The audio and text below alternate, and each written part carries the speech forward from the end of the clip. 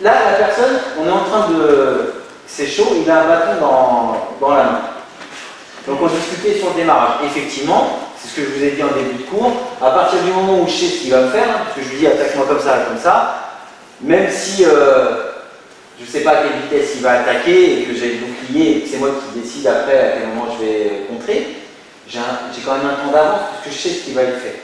Si c'est une attaque qui est complètement non connue à l'avance, c'est sûr qu'une fois sur deux, à mon avis, on va être touché.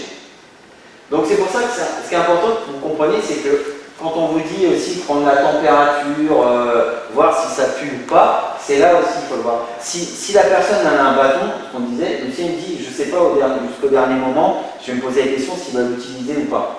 À partir du moment où la personne a un bâton, partez du principe qu'il va l'utiliser en fait. Préparez-vous à vous dire, quitte, moi je vais vous dire hein, franchement, le mec, je me prends la tête avec, il a le bâton dans la rue, je ne vais pas attendre qu'il s'en serve, hein. Je vais lui rentrer dans la gueule, je pense certainement avant qu'il ait le temps de s'en servir.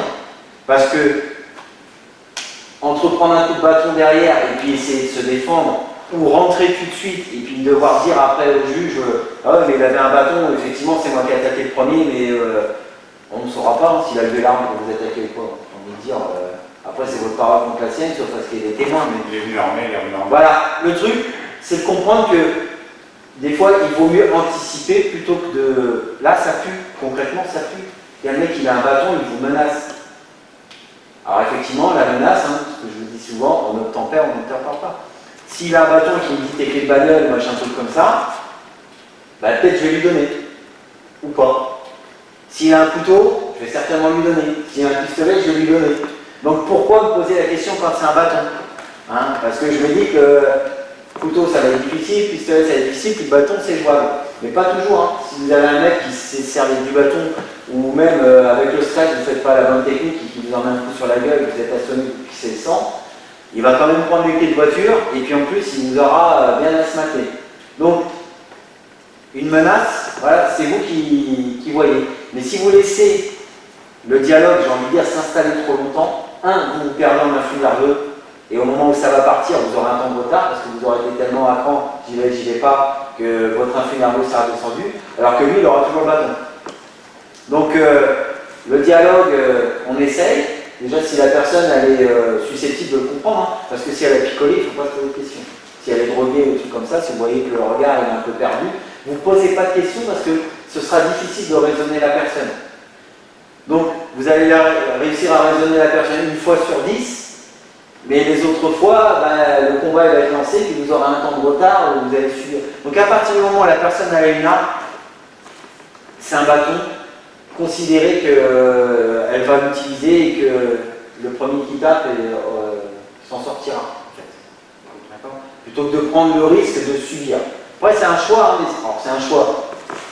On a le choix, j'ai envie de dire, ici, sur le tatami, parce que on n'a pas de risque, on se dit, bon, je ferai ci, je ferai ça. Dans la rue, ce sera autre chose. Avec le stress adrénaline, ben, peut-être que vous n'aurez pas envie d'y aller, et là, il ne faudra pas y aller, sauf à ce que lui il déclenche. Ou alors, bah, vous ne poserez pas de questions, vous allez rentrer tout de suite, et puis voilà, ça on sait que le jour J. Le mec il a le bâton, mais il n'arme pas. Tu l'attaques comment dans ces cas-là?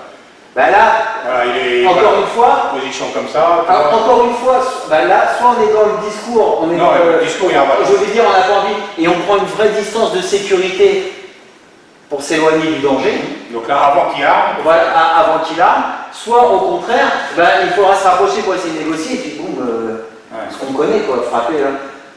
Après, si vous êtes pour négocier et pas rentrer tout de suite, si soit vous rentrez ici, mais si vous rentrez comme ça, là, il va armer.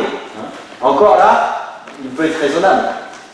Quand tu as un bâton, tu n'es pas raisonnable dans une balle. Après, voilà, là, on a vu des attaques qui étaient lancées.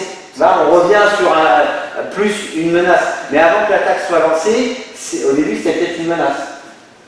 Là, on peut intervenir. Mais quand une attaque elle est lancée, hein, si je suis comme ça et qu'il lance l'attaque, même si vous me dites top, je ne sais pas ce qu'il va faire, je vais me faire assommer. Donc on ne va pas le faire, ça ne sert à rien. Mais il y a des moments où on peut rien faire. Si l'attaque est lancée, qu'on ne s'y attend pas, voilà. Donc ce soir, on a réagi sur une attaque qui était lancée, mais sur quelque chose qu'on voyait arriver. Donc c'est pas encore pareil, à ce temps d'avance, on l'a encore un peu. On sait qu'il a une arme, il est susceptible de l'utiliser. Moi, je pars du principe qu'il va l'utiliser. Donc, dans mon schéma de défense, sur mes appuis, je ne vais pas être complètement vers l'arrière comme ça. Je ne vais pas être ici pour le discours, mais je vais, voilà. Ok, cool.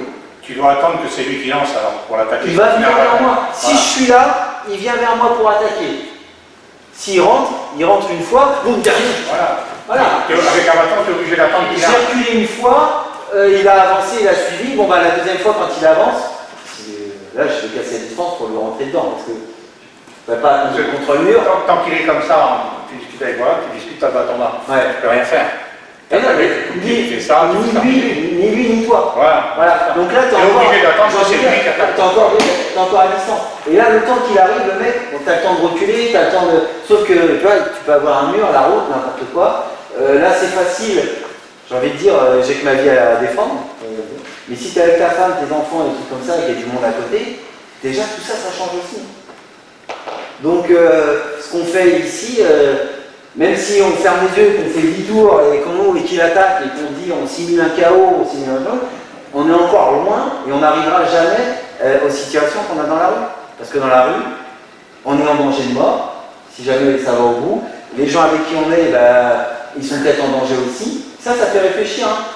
Si vous savez vous battre, mais que les gens avec qui vous êtes, ils ne savent pas se défendre, vous êtes en train de coller sur la gueule d'un mec, parce que vous avez décidé d'engager, plutôt que de vous donner vos clés de voiture, puis après derrière ils s'en prennent à votre femme et aux enfants, c'est la double punition. Hein. Donc des fois il vaut mieux donner, et puis ce jour-là justement vous aurez peut-être peur parce que vous direz, bon sang si j'y vais, qu'est-ce qui va se passer? Déjà les gamins ils se mettent à chialer, papa il se bat, machin truc, et la femme des fois elle retient, et c'est là où ça part au carnage. Hein. Puis quelquefois, vous n'aurez pas le choix, c'est pour défendre votre famille qu'il faudra y aller. Donc il n'y a aucune situation qui est pareille. Mais c'est difficile de reproduire à l'entraînement ce qui peut être fait dans la rue. Ça dépend des circonstances. Mais si dans une fête quoi, le mec il a un bâton et que ça se pend, ce serait rien qui va. Voilà, mais là c'est un bâton. Demain, le mec, il a une canette de bière, il va attaquer presque de la même manière. Un couteau, ça va être la même chose. Vous êtes dans l'eau claire, vous prenez la tête avec un mec, s'il lui prend un grain de folie qui a pas une boîte de petits pois qui vous l'éclate sur la gueule, ça va être sensiblement le même mouvement. Hein. Donc, il faudra casser la distance. Les petits pois, je le dis parce que ça m'est déjà arrivé.